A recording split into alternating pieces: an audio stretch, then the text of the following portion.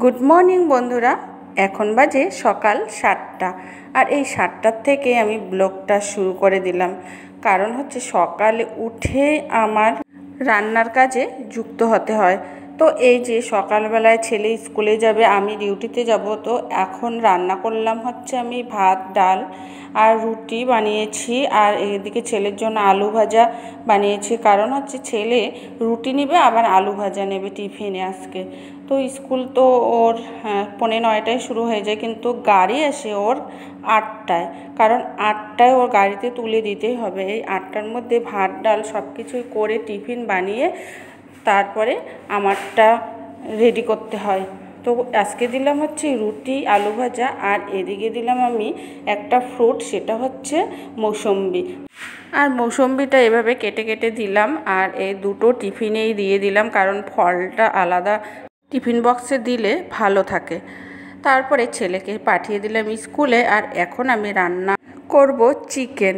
আর এই চিকেনটা না একটু ঝোল বানিয়েছি, কারণ হচ্ছে এখন তো খাবোই, আর রাত্রে এটা রুটির সাথে আমরা খাবো। আর মাংস আর রুটি কিন্তু আমাদের ভীষণ পছন্দ। তারপরে রান্না করব হচ্ছে আমের চাটনি, আর এটা হচ্ছে পাকা আম, কারণ পাকা আম আমাদের গাছেরই, কিন্তু এতটাই টক আম যে এমনি খেতে ভালো লাগে না, তাই চাটনি বানিয়ে নিলাম। তো চলো বন্ধুরা, আমার রান্নাবান্না কমপ্লিট, এখন ডিউটিতে চলে যাব। তো বন্ধুরা, এখন কিন্তু সন্ধেবেলা, আমি ডিউটির থেকে চলে এসেছি, আর এখন বাড়িতে ঢুকবো আমি। তো একটুখানি ভিডিও করে নিলাম, আর দেখাও যাচ্ছিল না।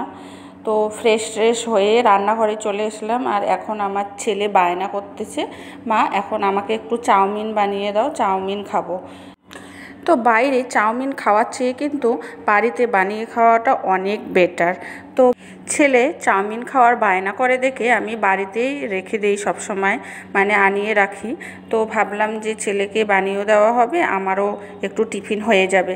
তো এই যেদিকে বানিয়ে নিলাম, আর বেশি একটা মশলা ইউজ করিনি। তো পেঁয়াজ আর কাঁচা লঙ্কা দিয়ে ভেজে নিলাম। আর এদিকে আমি জিরের গুঁড়ো আর ধনিয়ার গুঁড়ো একটু দিয়ে দিলাম, আর এটা দিয়ে একটুখানি আমি ভাজবো। তারপরে আমি দিয়ে দেবো হচ্ছে সোয়া সস। আর এই সোয়া সসটা তো থাকেই সবসময়, সবার বাড়িতে একটু একটু থাকেই। আর এদিকে সোয়া সস দিয়ে দিলাম। আর সোয়া সস দিলে কিন্তু একটু আলাদা মাত্রা নিয়ে আসে, টেস্টিটা একটু আলাদা হয়। আর তারপরে দিয়ে দেবো হচ্ছে টমেটো সস, আর টমেটো সস দিয়ে একটু ভেজে নেব।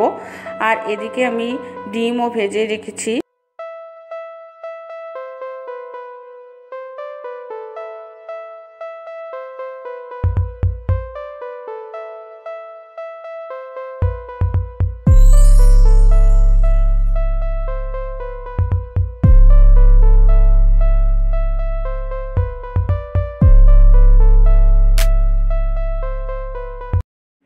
তো বন্ধুরা, এদিকে কিন্তু আমার চাউমিন ভাজা হয়ে গেছে, আর নামিয়েও নিয়েছি।